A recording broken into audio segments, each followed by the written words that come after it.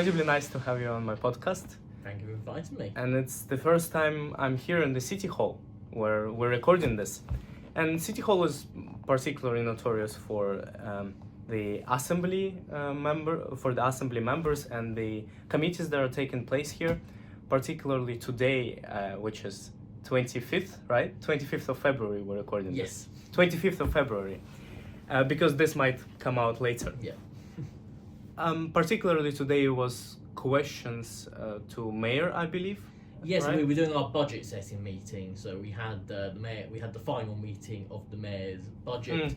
So him setting out how much money he's going to give to the police, to the fire service, to Transport for London, to the various development corporations.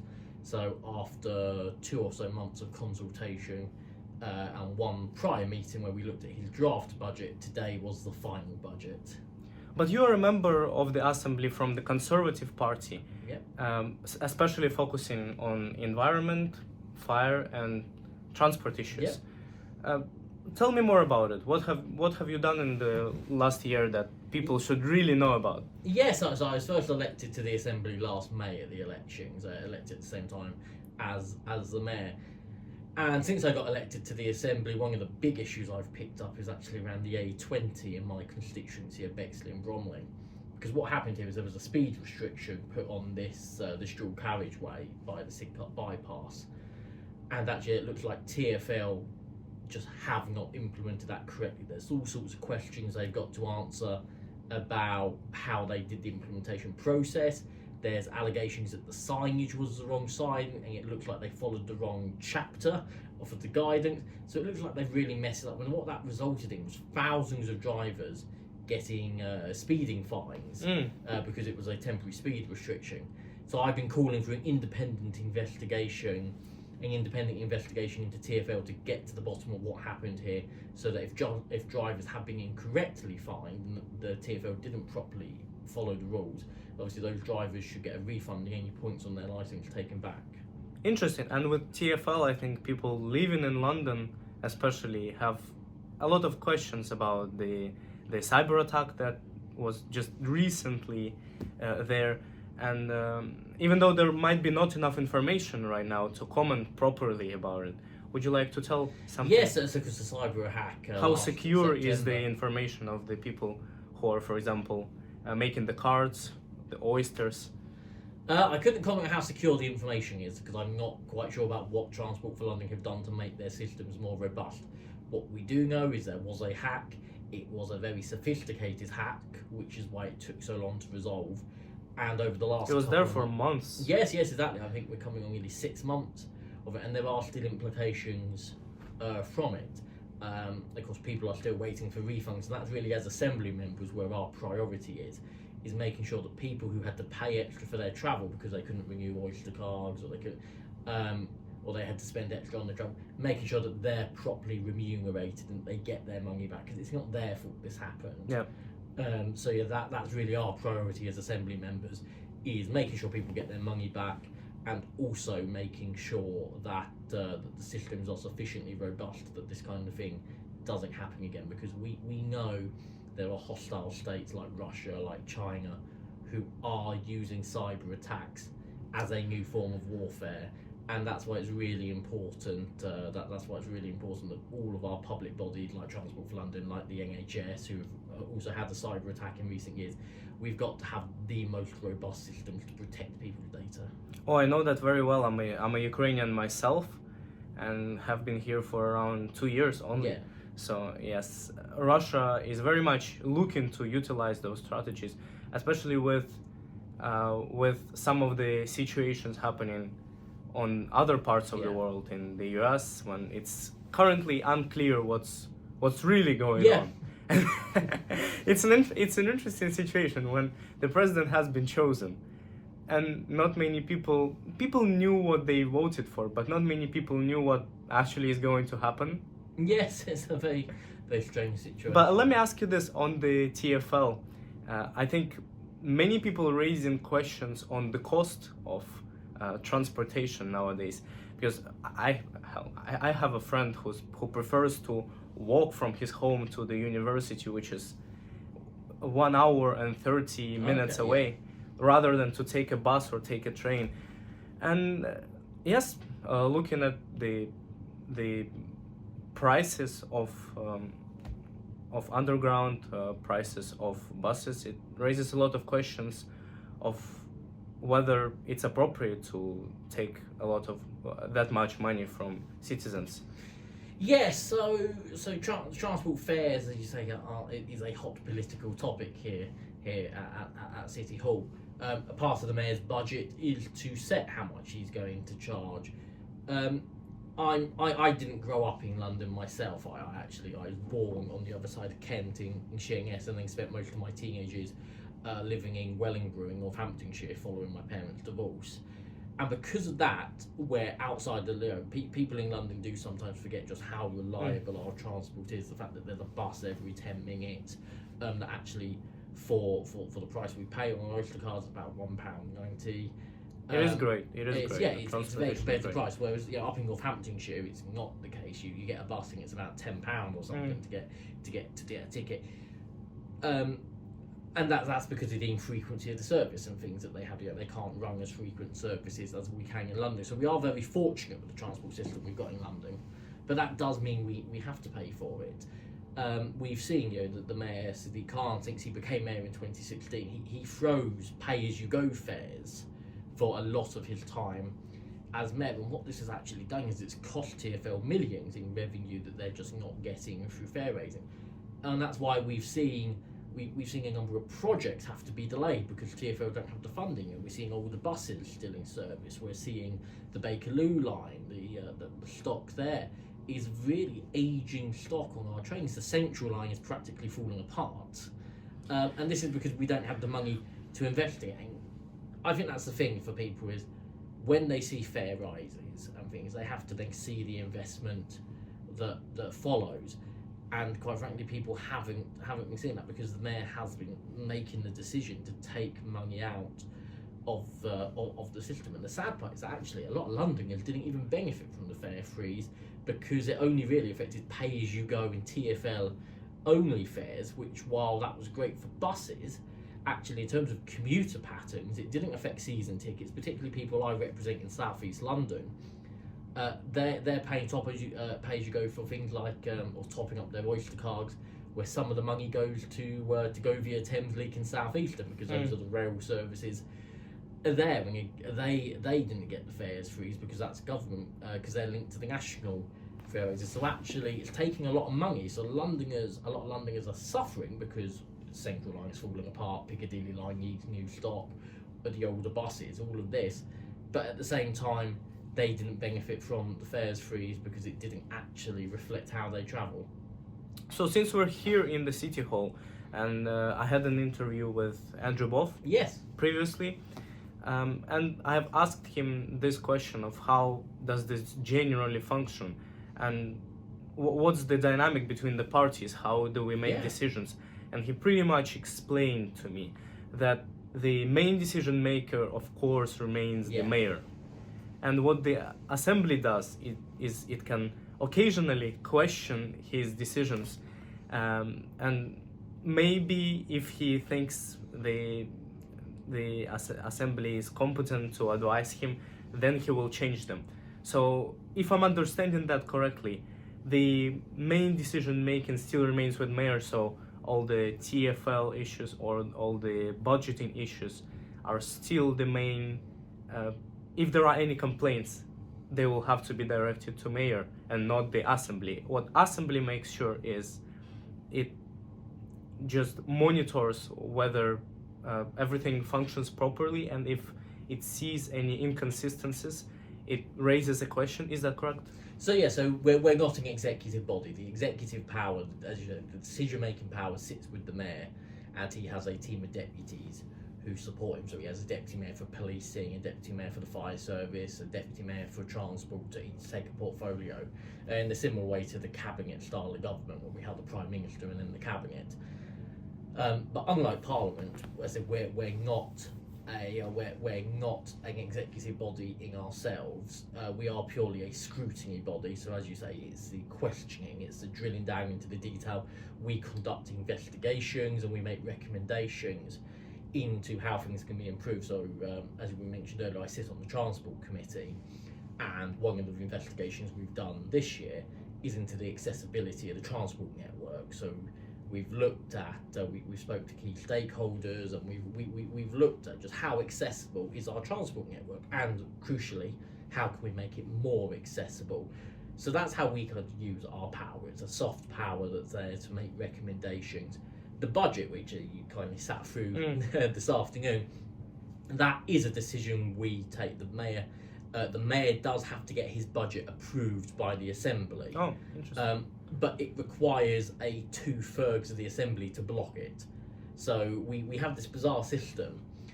So I mentioned that we had 2 budget meetings. We had one to look at the draft budget and one today that was the final budget. With the first budget, there was this bizarre moment whereby actually the budget had more votes against it than for it, the draft budget, because the Conservative group, the Liberal group, the Reform member and the Greens voted against the draft budget, and we outnumbered Labour because of the electoral system. But because we didn't have a 2/3 majority, it still passed, which as I said was a very bizarre system, because I'm also a councillor in Bromley, which is where the Conservatives are in control of that council. We have the most seats on the council, and everything at council is just a simple majority, so we can pass everything because councils are elected on first past the post. Whereas the Assembly has a combination. I'm elected on first past the post as a constituency member, but out of the 25 members of the Assembly, only 12 are constituency members. So I represent Bexley and Bromley. There's a Grange in Lewisham, Lambeth and Southwark, Croydon and Sutton, and so forth, each of about 2 or 3 boroughs each. But then the rest of the Assembly is elected on a top-up list. So when you go to vote in the Assembly election, you get 3 ballot papers: one for the Mayor of London, one for your constituency Assembly member, and one for the London-wide members. And that's done on a form of proportional representation with a calculation that I'm not sure anyone truly understands. But basically, you get penalised for how many seats you hold. So Labour hold the majority of the constituency seats at the moment. As a result, they only have 1 top-up member. They've only got 1 member from the list. Whereas we have 3 constituency members and 5 members of the top-up list. The Liberal Democrats have 1 constituency member and 1 top-up member. The Greens and Reform are entirely top-up members elected from this proportional. So because of that, no party actually has a majority in the Assembly, which is one of the reasons why it operates as a scrutiny body. And that's why they've got the 2/3 majority rule, because otherwise the budget would almost be nearly impossible to pass without having to go to backroom deals to try and get it through with votes from Liberal Democrat or Green members. And it makes sense. One of the other issues that you're focusing on is the environment. And when you told me before the recording, that you're focusing on the environment, I was actually quite interested, because that's not a famous issue for conservatives to focus on nowadays. Especially if we look into some other countries, they're very much opposing the measures that their government can take on the environment. So as far as I know, as long as I've been able to monitor the situation, to analyze, in the UK, I think people are pretty much in solidarity that we have to do something about it. But the measures, the magnitude of the measures that we have to take varies from party to party, I think. Yeah, I think that's true, and that's true of all issues. A lot of us share the same. I often say about politics is that if we're in a car, we all agree on the final destination, which is a better society, a better country for everyone to live in. Where we disagree is on the route we have to take to that. So I'm a conservative. I believe that the best way to achieve that is through a smaller government, the state doing less, supporting people to achieve their aspirations, not having barriers put in their way. That's really, someone from a working class background, that's what attracted me to the Conservatives, is that to succeed in life, the Conservatives ultimately do not want a big government getting in the way. And people on the left agree we need more government and more regulation, and that it's just a difference of opinion. and so forth. So, but when it comes to the environment, I think the environment is a very conservative. You know, we are conservatives. We want to conserve, whether that's our green belt, protecting our, That's an interesting take. I've never heard before. So, that's it. On things like the green belt, completely. We want to protect our green belt, the mental health benefits, the physical benefits. In April, I'm actually walking the green belt, all 150, walking the London Loop, all 150 miles of it in the space of a week. Because that's how strongly. You mean walking? Yeah, I'm doing it on foot to raise money for charity. So, but on that point, it's this debate around net zero and how quickly we reach it. And it's not that anyone really there are still some that deny that man-made climate change is the thing. I'm definitely not one of those people. But with the net zero debate, the debate really focuses around the balancing and the offsetting. So it's not about denying. It's not about denying there's a climate emergency happening.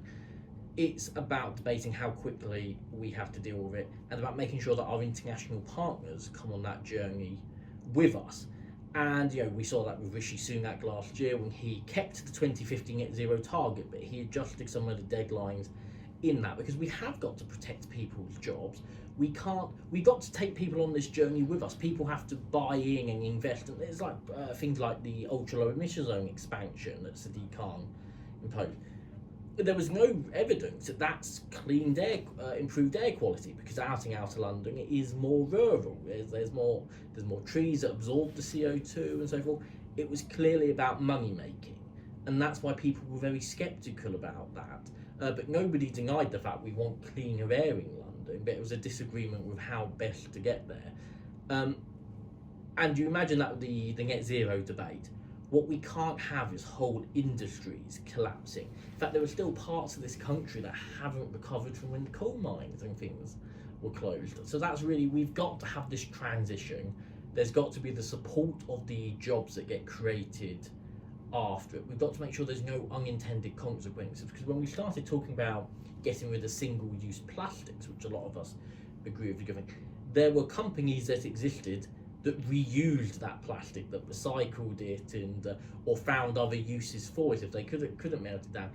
And therefore, when we started phasing out single-use plastics, we actually harmed what those businesses do. So I think there's getting that balance right. People do need time to adjust. What we are seeing though is a lot of taxpayer, with Ed Miliband as Secretary of State, we are seeing a lot of money pumped in to trying to achieve net zero, but we're not actually being told why that's going to help achieve it or so forth.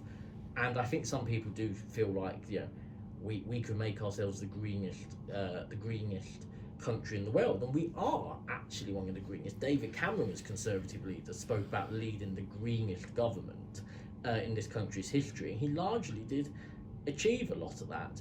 But you've got to bring people on that journey with you, and people also have to see our international partners pulling our weight, because otherwise some people will look at it and think, why am I drinking through a paper straw when celebrities are running around in private jets? And these are the same celebrities who lecture us on the environment. So I do think, there's got to be leadership on that side as well.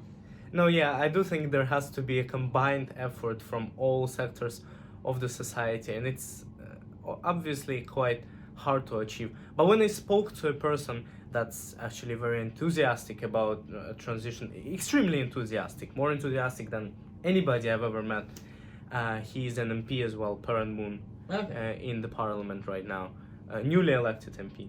He has told me that the UK actually doesn't contribute to much of the world global emissions. So even if UK becomes the cleanest country in the world, it wouldn't make a global difference.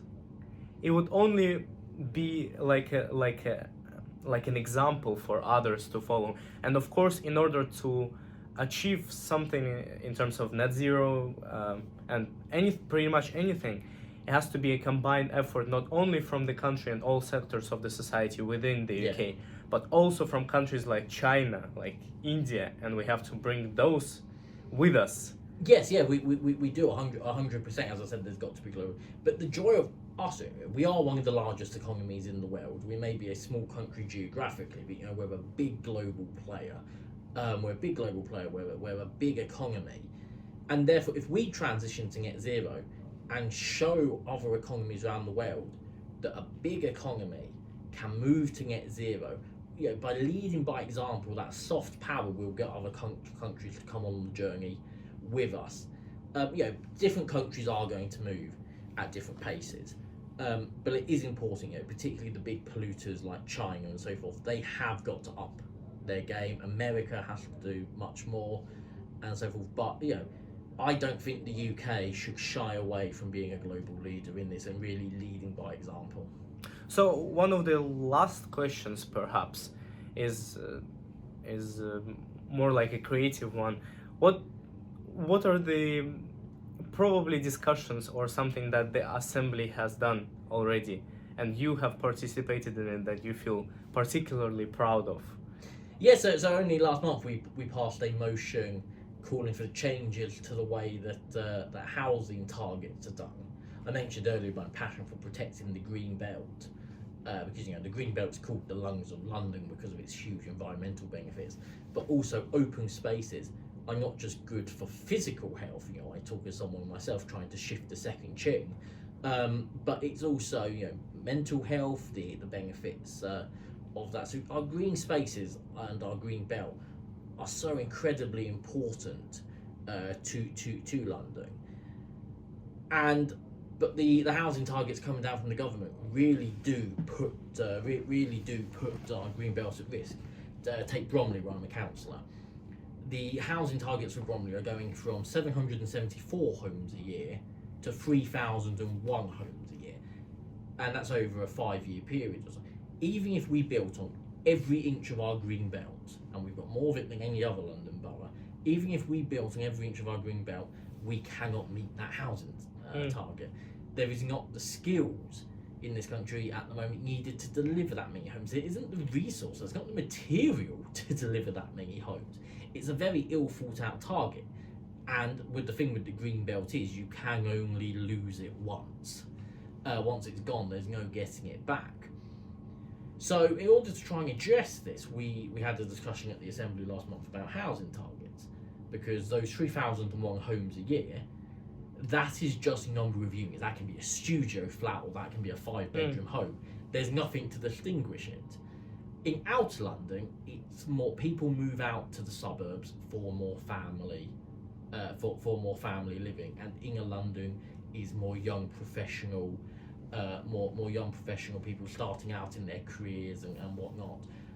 So they need more 1 and 2 bedroom homes, whereas outer London needs more family homes. So building loads of 1 and 2 bedroom flats out in outer London makes no sense. So one of the things we did in this motion was not only reinforce a commitment that no blade of the green belt should be touched until all the brownfield sites are gone, but also saying instead of having this blanket X amount of units, you should have localized targets for the type of housing, that you will that you're impacting. Because as I said, we're not an executive body, we're a scrutiny body. This just means it goes as a recommendation to the mayor that we have called on him to lobby the government to make this change. It does not bind their hands or anything to make them deliver the change, and that's part of the frustrating thing about the Assembly, is we're not decision makers. And so when you get the wing of passing these motions, like I mentioned the A20 investigation I called for earlier, when you make these when you move these motions, amend the policy, there's no guarantee it will then actually be acted upon, and that is frustrating. But again, we can at least lead and shape the conversation. That's what we're trying to do around the green belt, of saying it's really not, it can't be. We do need more homes. We especially need more family homes. So we can't be in this situation whereby we're saying no to new homes. So it's about how we shape that conversation to make sure that we get the homes we need, but that they are appropriate for the area. Well, I wish we had time to continue for much longer, but unfortunately it seems like we're running out of time. But thank you so much for your time. Thank you very much. Thank you so much for the discussion. I enjoyed it a lot.